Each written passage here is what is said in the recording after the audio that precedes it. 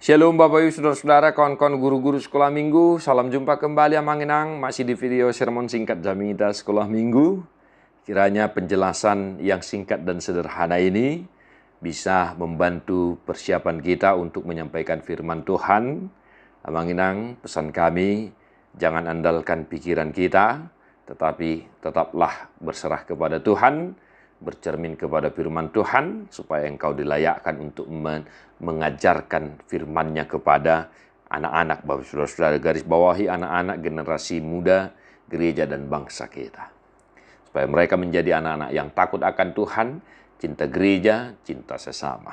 Amanginang, mari tetap setia marsermon, dan mari kita marsermon untuk Jamita Sekolah Minggu 7 Juni, Yohanes 14 ayat 25 sampai 27. Semuanya itu kukatakan kepadamu selagi aku berada bersama-sama dengan kamu. Tetapi penghibur, yaitu Roh Kudus yang akan diutus oleh Bapa dalam namaku, dialah yang akan mengajarkan segala sesuatu kepadamu dan akan mengingatkan kamu akan semua yang telah kukatakan kepadamu. Damai sejahtera kutinggalkan bagimu. Damai sejahtera kuberikan kepadamu, dan apa yang kuberikan tidak seperti yang diberikan oleh dunia kepadamu. Janganlah gelisah dan gentar hatimu. Demikian firman Tuhan. Bapak Ibu Saudara-saudara, kita berjumpa dengan teks yang mana teks ini adalah janji Yesus kepada murid-muridnya, yaitu akan datangnya Roh Kudus, Roh Penghibur.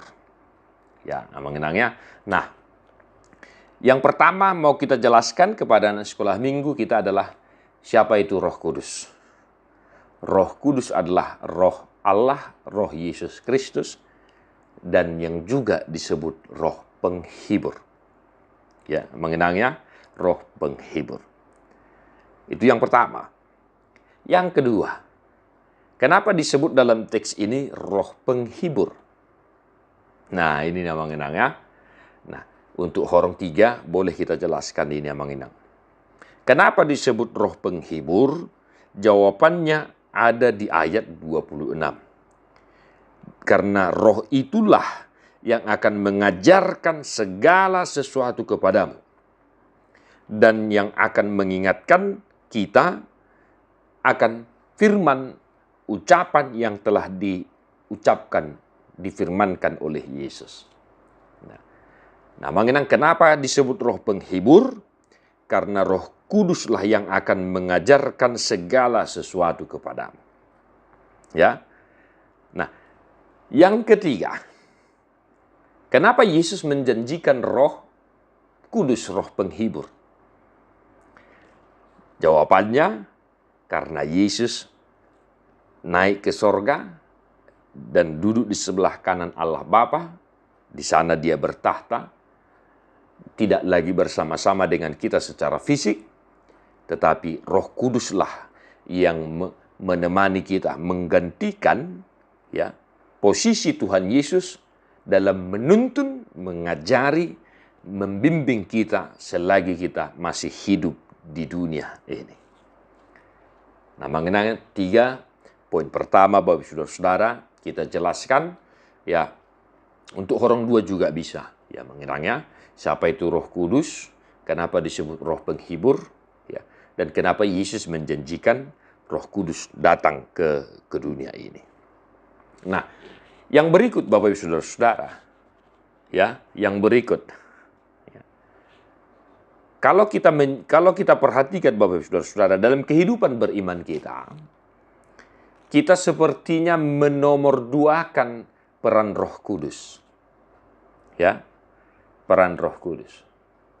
Agak jarang kita mertangiang, kita sepertinya jarang berdoa memohon tuntunan Roh Kudus dalam kehidupan kita. Padahal peran penting Roh Kudus itu sangat-sangat luar biasa. Kenapa? Karena Roh Kuduslah tadi yang kami katakan menggantikan posisi Yesus di dunia ini untuk mengajari, menuntun, menasihati kita.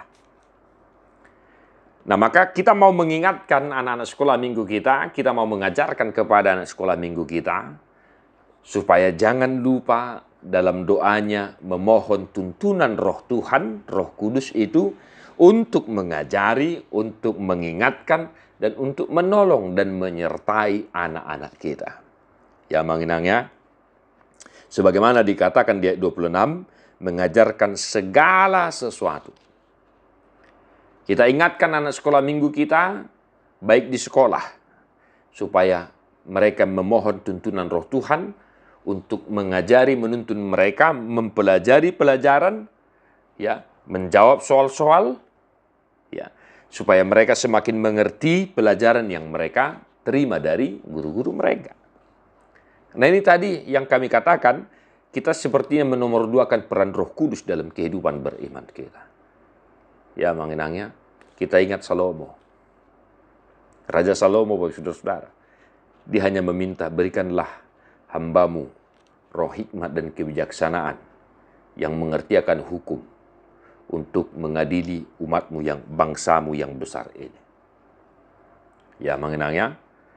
Nah, jadi peran Roh Kudus dalam kehidupan anak-anak kita, yaitu mengajarkan anak-anak kita segala sesuatu, baik juga tentang pelajaran, baik juga tentang menyikapi segala sesuatu yang terjadi dalam kehidupan mereka. Terlebih, Bapak Ibu Saudara-saudara, terlebih Roh Kuduslah yang mengajari mereka, mengingatkan mereka untuk semakin mampu membedakan mana yang baik dan yang tidak baik dalam kehidupan mereka.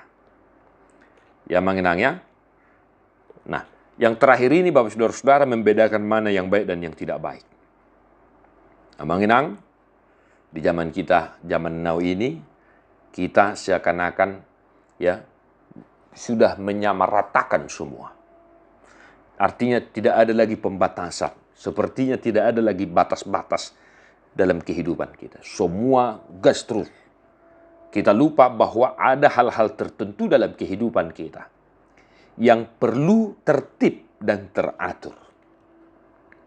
Nah, maka kita ingatkan anak-anak sekolah minggu kita supaya tetap sopan, menjaga sopan santun, menghidupi sopan santun dalam kehidupan di keluarga, di sekolah, dan di pertemanan mereka. Ini kaitannya tadi untuk membedakan mana yang baik dan yang tidak baik itu, Bapak Ibu Saudara-saudara. Ya.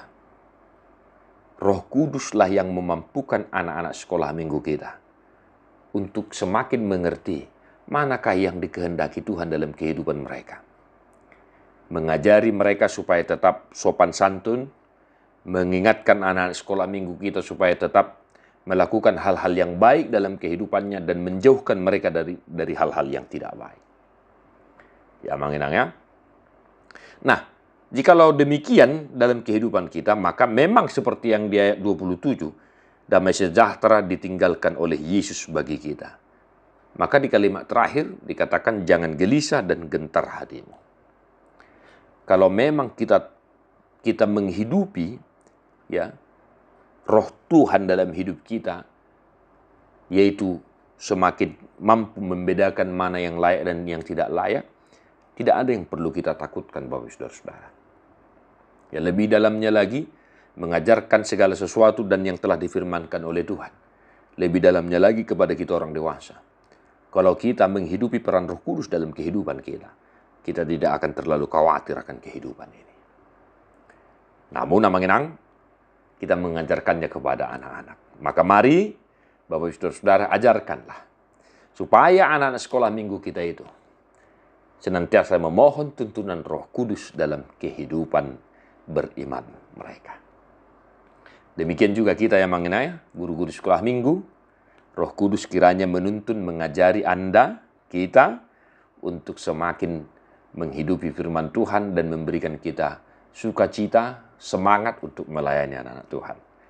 Jangan lupa persiapkan segala sesuatu untuk pelayanan kita, agenda sekolah minggu, buku ND, buku nyanyian sekolah minggu, dan alat peraga lainnya.